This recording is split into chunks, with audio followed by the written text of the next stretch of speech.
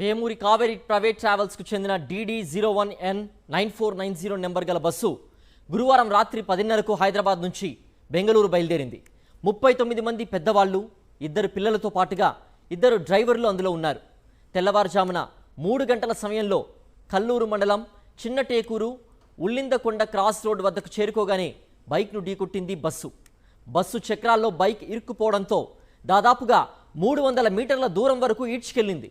దీంతో చెలరేగిన మంటలు క్రమంగా బస్సులోకి వ్యాపించాయి. ఈ ప్రమాదంలో బైక్ నడుపుతున్న శివశంకర్ మృతి చెందాడు. మంటల్ని గుర్తించిన డ్రైవర్ బస్సును ఆపేసి స్పేర్ డ్రైవర్ను నిద్రలేపాడు.